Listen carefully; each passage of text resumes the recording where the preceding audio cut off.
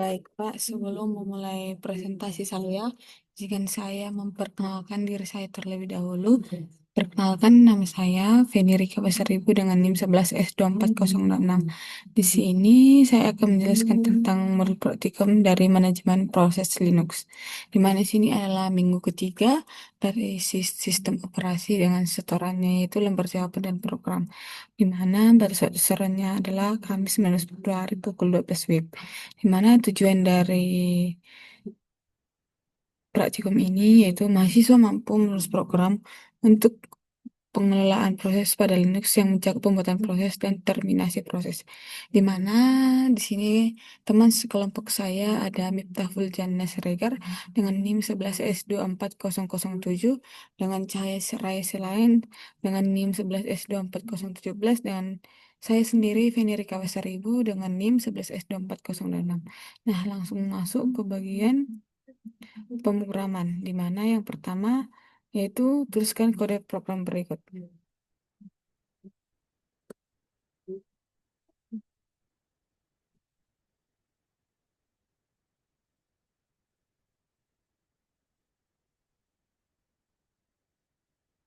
Di mana yang pertama ini jelaskan perbedaan antara get bit dan get bit dan get bit, di mana percobaan pertama kami menggunakan program cetak bit C yang tugasnya simpel, cuma c- hanya menampilkan bit dan PPID dari proses yang lagi jalan, yang sedang terjalan.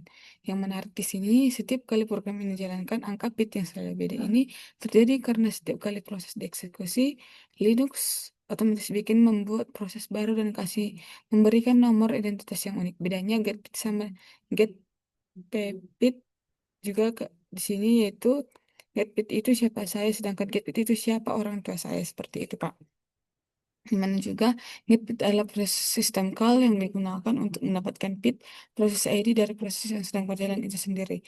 Setiap proses yang berjalan di sistem operasi memiliki bit unik yang diberikan oleh iOS, dan getBit digunakan ketika suatu proses perlu mengetahui identitasnya sendiri, sedangkan getBit digunakan untuk mendapatkan bit dari proses induk atau peran proses yang membuat proses tersebut. Setiap proses pasti memiliki peran. Contohnya ketika kita menjalankan program dari terminal. Sederhananya, jika bit adalah jawaban dari siapa saya, maka getBit adalah jawaban dari siapa orang tua saya. Seperti itu, Pak. Lanjut, jelaskan mengapa setiap kali program di atas dieksekusi, maka menampilkan proses ID yang berbeda. Jelaskan mengapa. Nah, setiap kali program cetak bit dijalankan, sistem operasi Linux akan segera merespon dengan menciptakan sebuah proses baru secara otomatis. Sebagai bagian dari proses tersebut, kernel Linux memiliki tanggung jawab untuk mengalokasikan sebuah nomor identitas unik yang dikenal sebagai proses ID atau PID. Nomor ini berfungsi sebagai tanda pengenal eksklusif bagi setiap proses, sehingga tidak akan pernah ada dua proses yang aktif secara bersamaan dengan PID yang identik. Yang menarik adalah PID tidak bersifat abadi. Ia hanya menempel pada sebuah proses selama proses tersebut masih aktif berjalan di dalam sistem. Ketika proses telah selesai menjalankan tugasnya dan resmi dihentikan, PID yang sebelumnya digunakan akan dikembalikan ke sistem dan sewaktu-waktu dapat didaur ulang untuk diberikan kepada proses lain yang lahir di kemudian hari. Hal inilah yang menjadi alasan mengapa setiap kali program yang sama dieksekusi ulang, nilai PID yang ditampilkan oleh fungsi getBit akan selalu menampilkan angka yang berbeda. Karena pada dasarnya setiap eksekusi melahirkan sebuah proses yang benar-benar baru dan independen atau mandiri. Lanjut, untuk soal yang kedua, pada program berikut, proses baru akan dibentuk dengan menggunakan visual system, di mana sudah diberikan di sini kodenya. Di sini dikatakan, eksekusilah program di atas, kemudian capture hasilnya. Tunjukkan proses mana yang menjadikan proses PSAXL more menandai ID proses induknya. Nah, di sini, Pak, hasil yang ini kodenya dan hasil eksekusinya bisa kita lihat di sini, Pak. Pada program dieksekusi, perintah PSAXmod dipanggil melalui fungsi sistem. Pemanggilan fungsi ini akan memicu sistem untuk menciptakan sebuah proses sel baru yang berperan sebagai proses induk. Sel tersebut kemudian mengambil alih tanggung jawab untuk menjalankan perintah PS dan more sebagai proses-proses anak yang berada di bawah kendalinya. Namun ada satu hal yang perlu digarisbawahi dari output yang dihasilkan. Kolom proses ID ada PPID tidak ikut ditampilkan dalam proses PSAX, sehingga informasi mengenai identitas proses tidak induk tidak bisa diketahui secara langsung dari hasil tersebut. Walaupun demikian, secara konseptual sudah dapat dipahami bahwa proses induk dari PS maupun MOR tidak lain adalah shell yang telah dibuat sebelumnya oleh fungsi sistem itu sendiri. Dan yang ketiga, pada program berikut, proses baru akan dibentuk dengan menggunakan fungsi X. Dan ini Pak kodenya yang sudah diberi, dan hasil dan jawabnya, ini adalah kodenya. Dan ini adalah hasilnya juga. Di sini katakan jalankan kode program pada nomor 3, amati hasilnya dan bandingkan hasilnya dengan program pada nomor 2. Tentukan perbedaan dan jelaskan mengapa. Pesan don't tidak muncul pada output program karena fungsi XLP bekerja dengan cara menggantikan replace proses yang sedang berjalan dengan program baru. Dalam hal ini adalah PS. Begitu XLP berhasil dieksekusi, seluruh kode yang berada setelahnya tidak akan pernah sempat dijalankan termasuk perintah printf atau done. Inilah yang terjadi, inilah yang menjadi pembeda utama antara program 2 dan nomor 3. Pada program 2 yang menggunakan sistem akan menciptakan proses anak atau child process yang terpisah untuk menjalankan perintah PSAX MOR. Karena proses induk tetap hidup dan berjalan, program akan kembali melanjutkan eksekusinya setelah perintah selesai, sehingga pesan dan berhasil dicetak. Sebaliknya, pada program nomor 3 yang menggunakan Excel CLP, tidak ada proses baru yang diciptakan. Proses yang berjalan justru langsung digantikan oleh proses PS, sehingga ketika PS selesai, program pun ikut berakhir tanpa sempat mencetak pesan atau dan sama sekali. Lanjut ke nomor 4, di sini ada kodenya. Ciptakan eksekusi kode program pada nomor 4. Amati hasilnya, kemudian jelaskan hasil dari program tersebut. Proses manakah yang dijalankan pertama kali? Apakah proses induk atau proses anak? Dan mengapa? Di sini hasil dan jawabnya akan saya tunjukkan. Nah, ini hasil eksekusi, ini kodenya dan ini hasil eksekusinya. Nah, program ini menggunakan fungsi fork untuk menciptakan sebuah proses baru dengan child process. Dari proses utama atau parent process, sebelum fork dipanggil, hanya terdapat satu program atau satu proses yang berjalan, yaitu proses induk dengan PID 8734 dan PPID 4781. Setelah POC dijalankan, sistem menciptakan proses anak yang merupakan salinan dari proses induk. Proses induk menerima nilai kembalian berupa PID anak yaitu 8735. Sedangkan proses anak menerima nilai kembalian 0. Nilai inilah yang digunakan pada persiapan if bit sama dengan 0 untuk membedakan kode mana yang akan dijalankan oleh proses anak dan mana yang dijalankan oleh proses induk. Berdasarkan hasil eksekusi, proses induk ditampilkan terlebih dahulu dengan mencetak this is the parent process beserta PID 8735 dan PPID 4781. Kemudian diikuti oleh proses anak yang mencetak this is the child process dengan PID 0 dan PPID 8734. Namun urutan ini tidak dapat dijadikan patokan yang pasti karena setelah fork dipanggil, proses induk dan proses anak berjalan secara konkuren atau bersamaan. Urutan eksekusi keduanya sebelumnya ditentukan oleh scheduler sistem operasi, sehingga pada eksekusi yang berbeda, bisa saja proses anak yang tampil lebih dahulu dibandingkan proses induknya. Nah, lanjut Pak, ini untuk tugas yang kelima yaitu tuliskan kode program berikut. Dan ini kode yang Bapak berikan dan hasil dan jawabnya. Dan ini adalah kodenya dan ini adalah hasil eksekusinya. Program di atas ini akan menjalankan dua proses yaitu proses induk dan proses anak. Proses anak akan dijalankan sebanyak 5 kali dan proses induk akan dijalankan sebanyak 3 kali. Jalankan program di atas dan amati hasil yang terjadi. Urutan output tidak deterministik, artinya antara this the parent dan this the child bisa muncul secara bergantian dan tidak selalu urut. Hal ini terjadi karena setelah pop dipanggil, proses induk dan proses anak berjalan secara konkuren bersamaan dan dijadwalkan oleh CPU scheduler secara bergantian. Karena ada sleep, setiap iterasi CPU akan berpindah ke proses lain saat salah satu proses yang tidur sehingga keduanya saling bergantian menjadi mencetak pesan. Proses anak mencetak 5 kali, this is the child kali 5, dan proses induk mencetak 3 kali, this is the parent kali 3. Total 8 baris output setelah baris pop program start. Kesimpulannya, output akan selalu berjumlah 3 baris. This is the parent dan this is the parent dan 5 baris. This is the child, namun urutannya bisa berbeda-beda setiap kali program dijalankan. Karena bergantung pada penjadwalan CPU scheduling saat itu. Nah, nomor 6, sesuai dengan siklus pembentukan proses anak dengan menggunakan POC, hingga proses anak diterminasi seperti yang disebutkan pada slide presentasi halaman 3021, maka proses induk harus menunggu seluruh proses anak selesai dengan memanggil sistem call atau wait. Dengan memodifikasi program nomor 5, tuliskan program di bawah halaman selanjutnya. Pada program tersebut, Anda akan menerapkan sistem call wait dan menggunakan library SJS wait.h. Ini kode Bapak yang berikan dan hasil dan jawabannya. Ini adalah kodenya dan hasil eksekusi ini adalah ini. Mana hasil analisisnya, salah satu pengembangan penting yang diterapkan pada program ini dibandingkan program sebelumnya adalah penambahan sistem call atau wait yang bertugas menahan proses induk agar tidak langsung berakhir sebelum proses anak selesai dieksekusi. Setelah Fox berhasil dipanggil, proses anak menjalankan tugasnya dengan mencetak pesan "This is the child" sebanyak 5 kali, lalu mengakhir dirinya menggunakan exit 37. Di sisi lain, proses induk mencetak pesan "This is the parent" sebanyak 3 kali. Nilai 37 yang disisipkan pada fungsi exit berfungsi sebagai kode keluar exit code yang akan ditangkap dan disimpan oleh proses induk ke dalam variabel start call.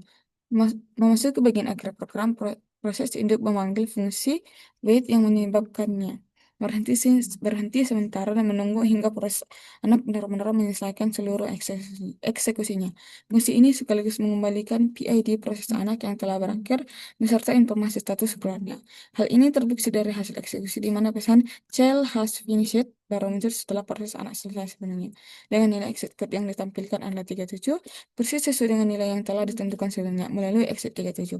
Ini membuktikan bahwa fungsi wait memegang peranan krusial dan memastikan sinkronisasi antara proses induk dan proses anak berjalan sebagaimana mestinya.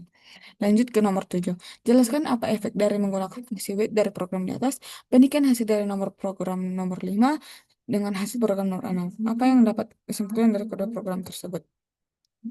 Program nomor 5 tanpa wait membiarkan proses induk dan anak berjalan sepenuhnya paralel tanpa koordinasi. Proses induk bisa selesai lebih dulu dan potensi menghasilkan zombie berproses. Atau proses anak yang sudah selesai tetapi belum dipungut seeksis statusnya oleh induk. Program nomor 6 dengan wait memastikan proses induk lalu menunggu proses anak selesai. Sehingga sistem dapat membersihkan proses anak dengan benar dan induk dapat mengetahui status keluarnya. Ini adalah praktik yang lebih baik dalam manajemen proses di Linux. Nomor 8, jelaskan mengapa peran proses harus memanggil sistem call wait dan apa yang terjadi apabila sistem call wait tidak dipanggil. Mengapa? Yaitu mencegah jamnya proses. Ketika proses anak selesai dieksekusi, ia tidak langsung dihapus sepenuhnya dari sistem. Proses anak yang sudah selesai akan masuk ke kondisi zombie, yaitu proses yang sudah mati. Tetapi entry-nya masih ada di proses stable karena menunggu induknya. Mengambil exit statusnya dengan memanggil wait, proses induk memungut informasi tersebut sehingga entry proses anak bisa dihapus bersih dari proses stable. Yang kedua, sinkronisasi proses. Dan ketiga, mengambil exit status proses anak. Yang keempat, manajemen sumber daya. Dan di sini apa yang terjadi jika W tidak dipanggil, yaitu terbentuknya jamnya proses, kebocoran PID, dan pemborosan sumber daya. Dan keempat, yang 9 ada tuliskan ini adalah kode yang Bapak berikan dan ini adalah kodenya. Dan di sini dikatakan tuliskan kode program berikut. Oke, lanjut nomor 10, eksekusi program di atas. Observasi hasil dari eksekusi program. Anda dapat menggunakan perintah PSAL pada terminal yang lain untuk melihat proses yang sedang berjalan. Apakah hasil dari perintah PSAL? Jelaskan mengapa terjadi hal demikian. Ini adalah apa hasil yang sudah dijalankan. Dari hasil PSS di atas tidak terlihat besar zombie dari program zombie AC. Hal ini karena program AC membutuhkan waktu atau sleep 60 pada program induk untuk bisa diobservasi dan kemungkinan PSL dijalankan setelah proses selesai.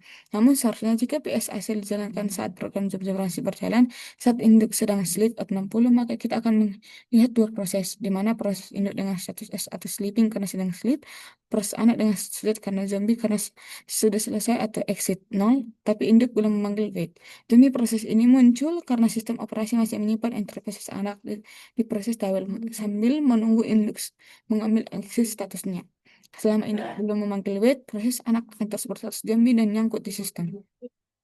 Lanjut ke bagian C, yaitu tugas program. Buatlah program untuk mengurutkan data menggunakan algoritma insert short. Namakan program sebagai child process insert.c. Kompilasi program untuk menghasilkan berkas tereksekusi.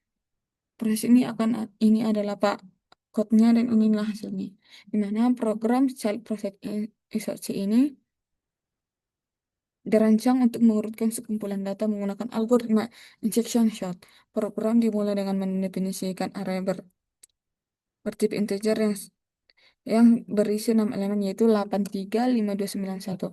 Kemudian mencetak data tersebut ke sebelum proses pengurutan dilakukan. Algoritma insertion sort bekerja dengan cara mengambil setiap elemen satu persatu dan menyisipkannya ke posisi yang tepat di antara elemen-elemen yang telah terurut sebelumnya, hingga seluruh data tersusun dari net terkecil ke terbesar.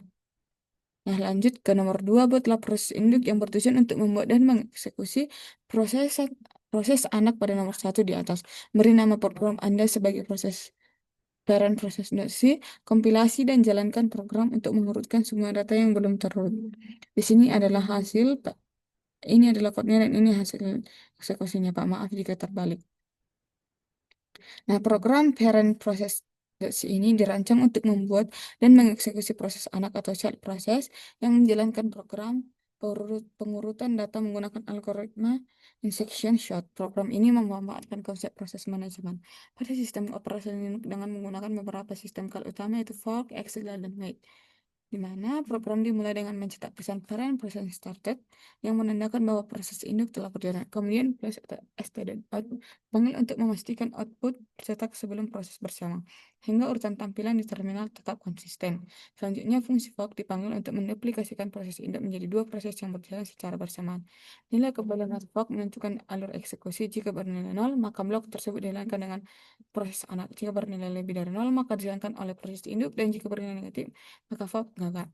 Pada blok proses anak bit dengan 0, program mencetak pesan child process executing instruction short program, lalu memanggil XCL.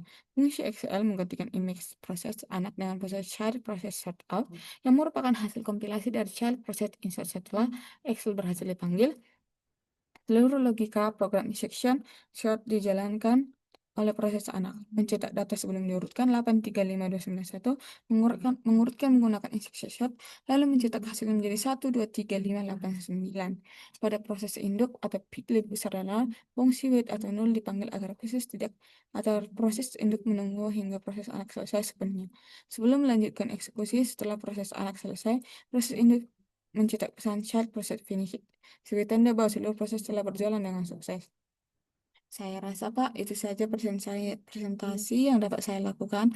Maaf jika ada kesalahan karena masih dalam tahap belajar. Sekian dan terima kasih, Pak.